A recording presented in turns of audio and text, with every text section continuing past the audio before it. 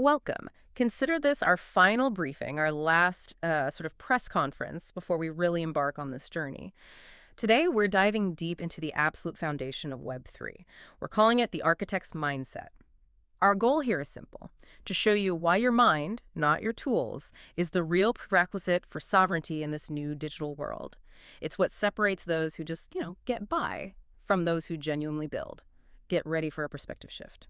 Okay, so before we even mention wallets or tokens or block explorers, we have to talk about the mind, because using an old mindset with these powerful new tools, that just leads back to the same old traps, doesn't it? Dependence, laziness, irresponsibility. It's like that metaphor, right? Having a Ferrari just to pop down the road for some bread. You've got this amazing tech. But if the thinking isn't right, it's almost useless. In Web3, your first tool isn't your seed phrase, it's your mindset. That's what determines if you see the blockchain as, well, a casino or as a genuine territory for sovereignty.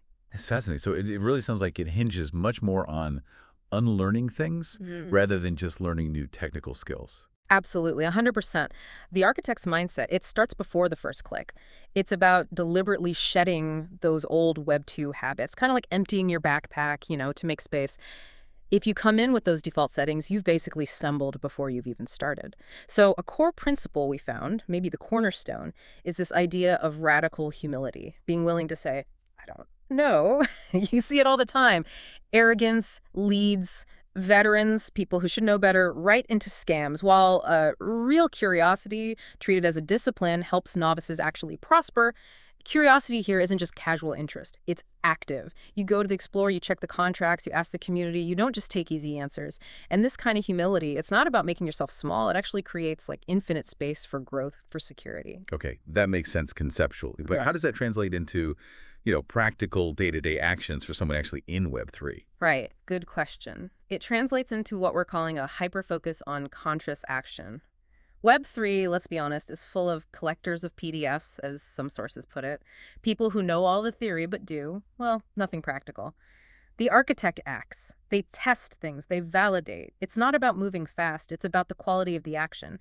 Maybe you spend a whole day really picking apart one smart contract, understanding it, instead of getting distracted by 20 different opportunity groups. And that focus naturally leads somewhere else, I imagine. Exactly. It leads to the invisible discipline. Real sovereignty isn't loud. It's built on quiet, deliberate habits. Simple things, but crucial. Guarding your seed phrase offline, properly separating your everyday wallets from your reserves, reading contracts carefully before you sign anything, validating everything on-chain. It's this hidden routine that builds real, lasting autonomy. The hidden routine, I like that. Yeah, and then there's the community aspect. In Web3, learning something valuable and not sharing it, it feels almost like silent theft. Think about it. One person shares a story about a scam they fell for that could save dozens, right? Someone explains tokenomics clearly. That opens doors for hundreds more.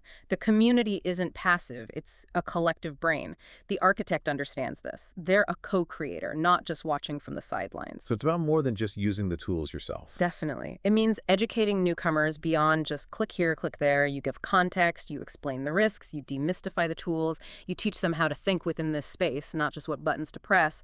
Only when you grasp the underlying logic can you be truly sovereign. And that, right there, is the fundamental difference between being a survivor and an architect.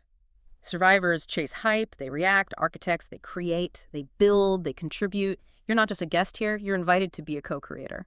Connecting that to the bigger picture then, it feels like this mindset shift is what could really turn Web3 from just being transactional into something truly collaborative, maybe even self-sustaining. Precisely. The architect's manifesto, if you boil it all down, is pretty clear. I don't know A, so I learn. I don't understand A, so I ask.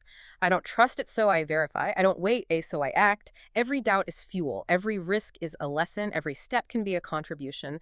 So the choice ahead is stark. Are you going to be a spectator or an architect? This marks the close of Route 1, our foundational mental training, the launch sequence. It's initiated. We are entering legacy. Now think about this for yourself. Beyond Web3, what other systems or areas in your own life might really benefit if you started adopting this architect's mindset?